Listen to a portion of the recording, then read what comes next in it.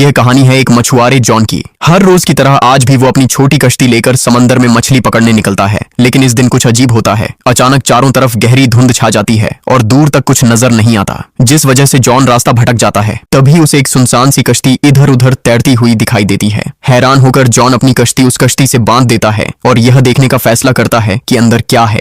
जैसे ही वह अंदर जाता है, दंग रह जाता है। पूरी नाव खाली थी। अंदर का सब कुछ सामान्य लग रहा था। खाना फ्रेश पड़ा था, कपड़े अलमारी में हैंग्ड थे, हर जगह इंसानों के रहने के निशान थे, लेकिन कोई वहां मौजूद नहीं था। वो इंजन स्टार्ट करने की कोशिश करता है, पर इंजन काम नहीं करता। इतने बड़े समंदर में अकेले और यह खाली शिप देखकर जॉन बिल्कुल परेशान हो जाता है। वो बाइनोक्यूलर से आसपास देखने लगता है, शायद कोई नजदीक हो, लेकिन गहरी धुंध में कुछ नजर नहीं आता। थक हार कर वो कंट्रोल रूम में जाके रेडियो ऑन करता है ताकि हेल्प के लिए सिग्नल भेज सके। जॉन रेडियो पर इस सारी सिचुएशन का मैसेज भेजता है। मैसेज भेजने के बाद वो सोचता है अब वापस अपनी छोटी कश्ती से निकल जाना चाहिए, लेकिन जैसे ही वो बाहर आता है उसकी कश्ती गायब होती है, जबकि उसने उसे मजबूती से बांधा था। अब वो और ज्यादा परेशान हो जाता है। कुछ देर बाद अचानक धुंध हट जाती है। जॉन को समझ ही नहीं आ रही होती कि हो क्या रहा है। कोई और रास्ता ना देखकर वो फिर से खाली शिप के अंदर जाता है और मैप की मदद से निकलने का रास्ता ढूंढने लगता है। अब जॉन ये समझने की कोशिश करता है कि वो कहाँ फंसा हुआ है और घर कैसे वापस जाए। मसला ये था कि उस अजीब शिप का इंजन खराब था। जिंदा बचना था तो इंजन ठीक करना ही पड़ेगा। वो पूरी शिप में टूल बॉक्स ढूंढता है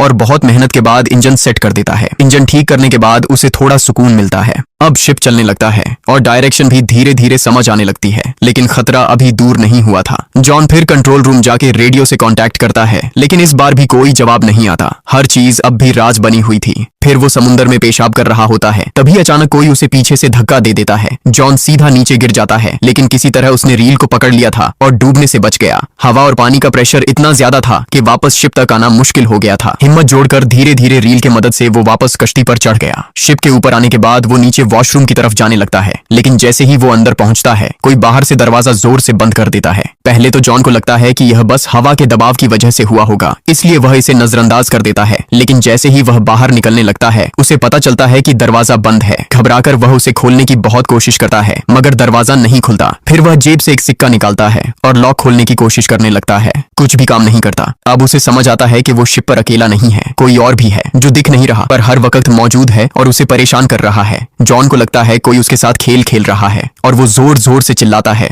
लेकिन कोई जवाब नहीं देता। फिर वह वॉशरूम में रखी एक अलमारी खोलता है और अचानक उसकी नजर अंदर पड़े खून पर जाती है। यह देखकर उसका दिल तेजी से धड़कने लगता है। डर के बावजूद वह हिम्मत जुटाता है, पास पड़ी कैंची उठाता है और लॉक खोलने की कोशिश करता है, लेकिन दरवाजा फिर भी नहीं खुलता। तभी पूरी शिप जोरों से हिलने लगती है, मानो कोई बड़ा हादसा होने वाला हो। जॉन डर के मारे वहीं जम जाता है। तभी उसकी नजर ऊपर एक छोटी सी खिड़की पर पड़ती है। वह कांपते हाथों से खिड़की के पास जाता है और बाहर झांकता है। दूर समुद्र में उसे एक विशाल कार्गो शिप दिखाई देती है जो तेजी से उसकी दिशा में बढ़ रही है। कुछ ही पलों में उसे एहसास होता है कि वो बड़ी शिप सीधी उसकी कश्ती की तरफ आ रही है। अब जॉन के सामने सिर्फ एक ही लक्ष्य था, किसी भी तरह अपनी जान बचाना। उसने मदद के लिए सिग्नल देने का सोचा, लेकिन आसपास कुछ नहीं था। घबराहट में उसने तुरंत अपनी शर्ट उतारी और पूरी ताकत से हवा में लहराने लगा, उम्मीद में कि शायद कार्गो शिप पर कोई उसे देख ले, लेकिन किसी ने भी उसे नोटिस नहीं किया। अब जॉन की उम्मीदें टूटने लगीं। तभी उसकी नजर खिड़की के पास लटकी एक रस्सी पर पड़ी। एक पल के लिए वो ठिठका, फिर अचानक उसके दिमाग में एक विचार कौंधा, अगर वह इस रस्सी का इस्तेमाल करे तो शायद अपनी कश्ती को रोक सके। वो जल्दी से रस्सी बांधकर बाहर की तरफ फेंक देता है ताकि यह शिप के फैन में अटक जाए और स्पीड रुक जाए, पर सीन और खराब हो गया। रस्सी इंजन के फैन में फंस गई और उसके गले में अटक गई। जॉन की सांस रुकने लगती है।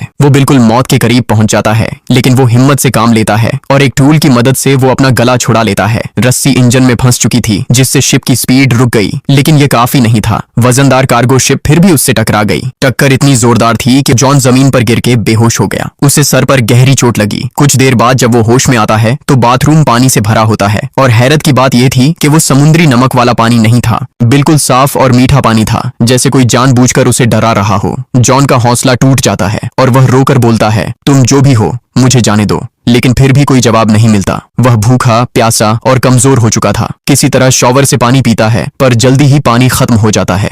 वह सिंक का पानी पीना चाहता ही था, लेकिन हैरानी की बात यह थी कि अब पानी नमकीन हो गया था। उसे समझ आ गया कि शिप में कहीं लीक है और समंदर का पानी अंदर आ रहा है। अब यह शिप ज्यादा देर तक नहीं टिक पाएगी। घबराहट में वह फिर से दरवाजा खोलने की कोशिश करता है, लेकिन कुछ नहीं होता। रात हो चुकी थी और ऊपर से ऐसा लग रहा था जैसे कोई न दिखने वाली, शायद बुरी ताकत पूरी शिप को कंट्रोल कर रही हो। पानी तेजी से बढ़ रहा था और जॉन थकान से सो गया। रात को समंदर में जबरदस्त तूफान आया, शिप बुरी तरह टूट गई और जॉन को भी गंभीर चोटें आईं। सुबह जब उसकी आंख खुलती है तो पानी सिर तक पहुंच चुका होता है। सिर्फ उसका चेहरा ही पानी से बाहर था और लग रहा था कि बस कुछ ही पल बचे हैं। तभी उसे एक हल्की सी क्लिक की आवाज सुनाई देती है, जैसे कोई लॉक खुला हो। जॉन तुरंत हैंडल घुमाता है और दरवाजा जोरदार आवाज के साथ खुल जाता है। पानी का प्रेशर इतना ज्यादा था कि दरवाजा टूटकर गिर गया और जॉन किसी तरह बाहर निकल आया। फिर वह सीधे रूफ पर चढ़ गया ताकि ताजी हवा मिल सके, क्योंकि नीचे ऑक्सीजन खत्म हो रही थी। अब उसे यकीन हो गया था कि कोई इनविजिबल फोर्स उसे तंग कर रही है। वह शारीरिक और मानसिक तौर पर पूरी तरह टूट चुका था। नीचे पानी का बहाव रुक नहीं रहा था और शिप कभी भी डूब सकती थी। जॉन ने तय कर लिया कि वह अब इस शिप पर और नहीं रुकेगा। उसके दिमाग में एक आइडिया आया। उसने शिप से एयर बैग्स निकाले और टूटे हुए बाथरूम के दरवाजे को राफ्ट में बदल दिया। उसने सारी चीजें मजबूती से बांध ली ताकि राफ्ट ठीक से टिक सके, लेकिन राफ्ट चलाने के लिए और भी जरूरी चीजें चाहिए थीं। जॉन ने शिप से खाना, पानी और कुछ टूल्स इकट्ठा किए और पूरी तरह तैयार हो गया। फिर बिना पीछे देखे वह राफ्ट पर बैठकर धीरे धीरे आगे बढ़ने लगा। राफ्ट पर वो आगे जा रहा था और वही बड़ा शिप उसके सामने खड़ा था। घंटों गुजर गए लेकिन वो ज्यादा दूर नहीं जा पाया और जो शिप 5 से 10 मिनट में डूबना चाहिए था वो अब भी ठीक ठाक फ्लोट कर रहा था। हर चीज वैसे की वैसे थी। तभी उसके दिमाग में यह ख्याल आया कि अगर यह शिप अब तक नहीं डूबी तो क्यों ना इसे ही ठीक करके चलाया जाए। यह सोचकर वह दोबारा शिप पर वापस चला गया। सबसे पहले उसने राफ्ट को रिपेयर किया, फिर पाइप और टूल्स की मदद से एक पंप बनाया ताकि शिप के अंदर जमा पानी निकाला जा सके।